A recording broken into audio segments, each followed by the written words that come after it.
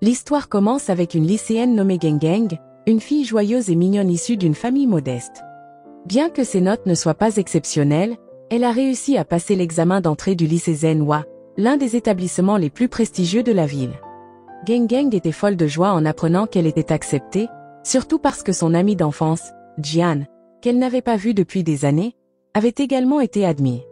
Retrouver Jian l'a rendue encore plus excitée à l'idée de commencer le lycée. Le premier jour, Geng a eu du mal à trouver son nom sur la liste des classes affichées sur le tableau d'affichage de l'école. Elle était petite et ne pouvait pas voir à travers la foule d'élèves rassemblés devant. À côté d'elle se tenait un grand garçon qui semblait amusé en parcourant la liste. Curieuse, Geng lui a demandé pourquoi il riait, et le garçon a pointé du doigt que son nom, Yuai, était juste à côté du sien, ce qui donnait l'impression de lire Geng Yuai Geng, ce qui signifie souvenirs inoubliables. Gêné mais intrigué, Geng lui a demandé si son nom était vraiment Yuai, et il a confirmé. Quand elle s'est présentée comme Geng, Yuai a souri chaleureusement et a dit qu'il était ravi de la rencontrer. Yuai lui a tendu la main pour une poignée de main, disant qu'ils seraient camarades de classe. Avant que Geng ne puisse répondre, Jian est apparu, a attrapé son bras et l'a emmené. Il s'est avéré que Jian et Geng étaient dans la même classe. Jian a rapidement présenté Geng à Beita, une autre camarade de classe, et les trois sont rapidement devenus amis. Quand leur professeur principal, Monsieur Zhan, est arrivé, il s'est présenté nerveusement. C'était sa première fois en tant que professeur principal, et son malaise était évident. Plus tard, Monsieur Zhan a permis aux élèves de choisir leur place. Geng avait prévu de s'asseoir avec Jian, mais celui-ci a choisi de s'asseoir à côté d'un beau garçon dont elle avait le béguin. Laissée seule, Geng s'est assise à une place au hasard. Quelques instants plus tard, Yuai a déclaré sans détour à Monsieur Zhan qu'il voulait s'asseoir avec Geng. Sa franchise a fait exploser la classe en rires et en applaudissements. Entendant cela, Monsieur Zhan a demandé à Geng si elle était d'accord avec cet arrangement. Se sentant mal à l'aise mais ne voulant pas refuser, elle a accepté de bouger et de partager un bureau avec Yuai. Le lendemain, pendant l'assemblée scolaire, Geng a entendu des chuchotements sur le senior qui faisait un discours. Il était connu comme l'un des élèves les plus intelligents et les plus admirés de Zenhua. À ce moment-là, Jian et Beita ont également mentionné que Yuai était très intelligent, ayant remporté l'Olympiade de physique inter-école. Geng avait du mal à le croire, car Yuai s'endormait souvent en classe et se faisait fréquemment gronder par les professeurs. Yuai a expliqué qu'il dormait en classe si les cours étaient trop faciles, mais que quand quelque chose était difficile, il se concentrait jusqu'à ce qu'il comprenne parfaitement. Avec le temps, Geng a été de plus en plus agacé par Yuai. Il la taquinait souvent et ne l'aidait jamais dans ses études, bien qu'il soit l'un des meilleurs élèves. Une fois, il a même dit sans détour que Geng n'était pas intelligente et qu'elle n'avait été admise à Zenhua que par chance. Blessé et frustré, Geng a décidé de changer de place, espérant échapper aux taquineries constantes de Yuai. Malgré ses plaintes, Geng ne pouvait pas nier que Yuai était beau et incroyablement cool quand il jouait au basket. Ses amis, Jian et Beita, adoraient la taquiner en disant qu'elle l'aimait secrètement et ne voulait pas vraiment changer de place. Geng pensait souvent qu'entrer à Zenhua était juste une question de chance.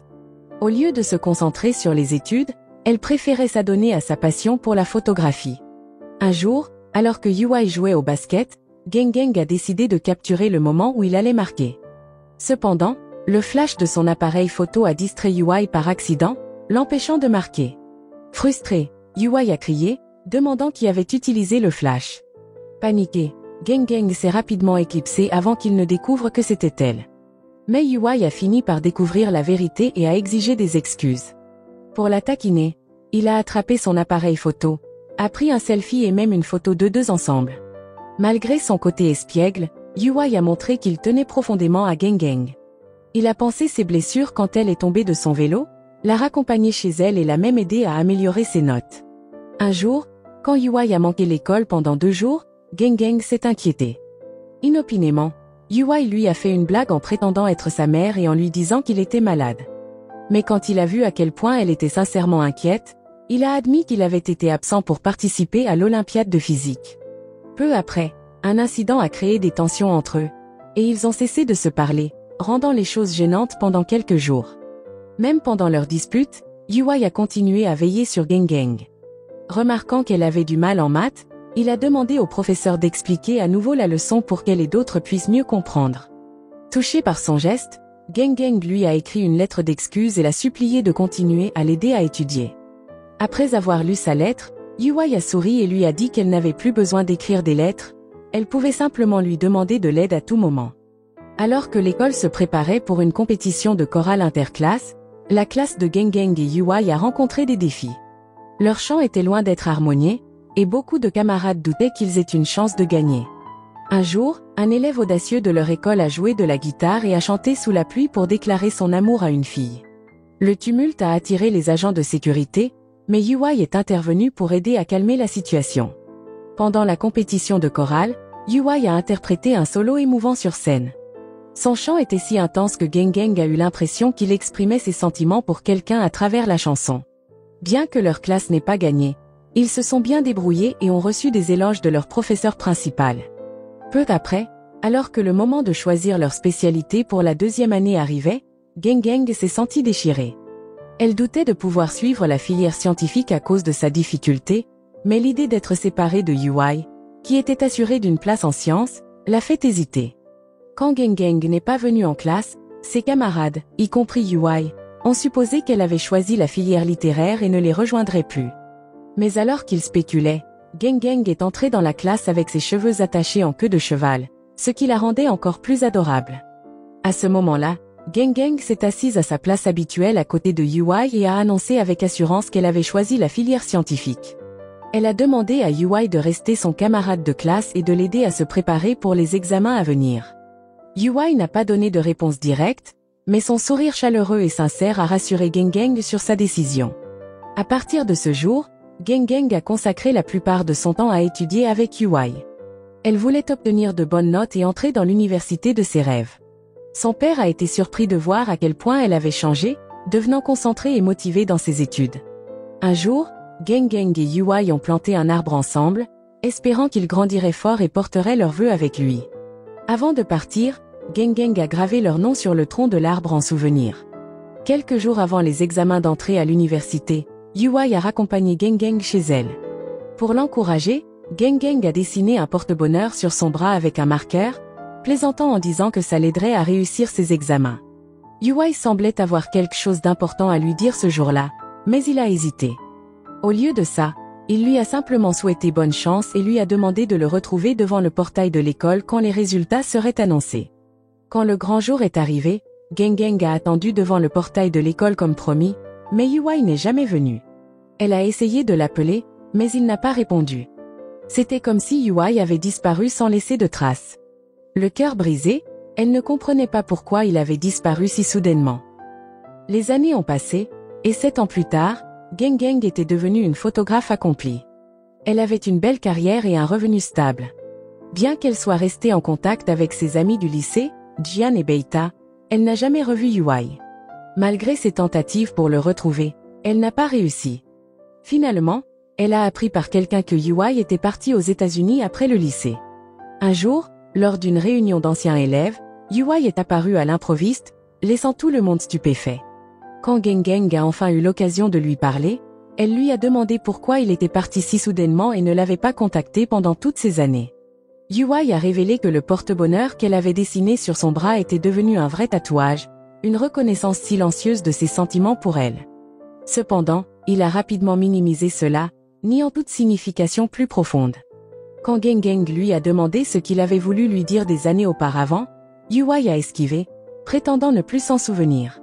Blessé par ces mots, Geng a décidé de laisser tomber son premier amour et de passer à autre chose. Plus tard, Geng a découvert la vraie raison derrière la disparition de Yuai. Contrairement à ce qu'elle avait entendu, Yuai n'était jamais allé aux États-Unis, même s'il avait obtenu une bourse complète pour une université prestigieuse là-bas. Il a été révélé que peu après leurs examens, sa mère était tombée gravement malade et avait besoin de soins intensifs. Yuai avait gardé cela secret, même pour Geng.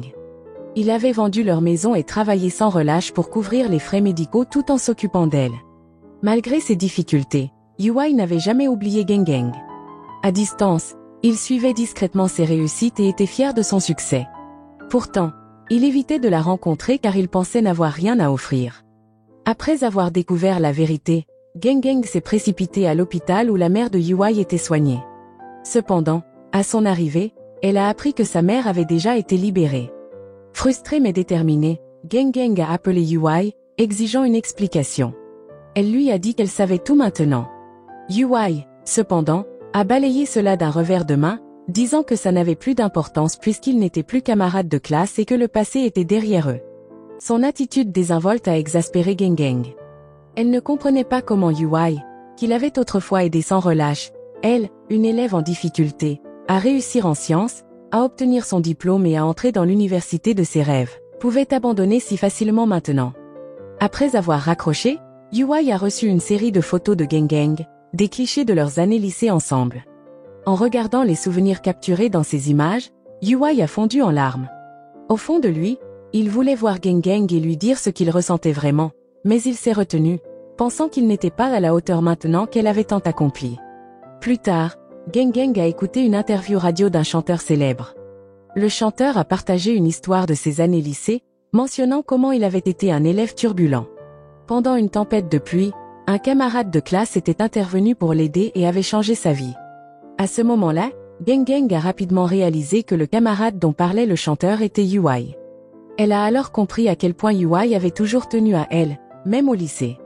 Déterminée à ne pas laisser les choses se terminer sans explication, Gang Gang a envoyé un message à UI, lui demandant de la rencontrer. Elle a attendu anxieusement, craignant qu'il ne vienne pas. Alors que sa frustration commençait à monter, UI est apparu. Enfin, ils se sont ouverts sur leurs sentiments. Tous deux ont avoué qu'ils étaient secrètement tombés amoureux l'un de l'autre au lycée et que ces sentiments n'avaient pas disparu au fil des années. L'histoire se conclut avec UI prenant doucement la main de Gang Gang et l'emmenant quelque part.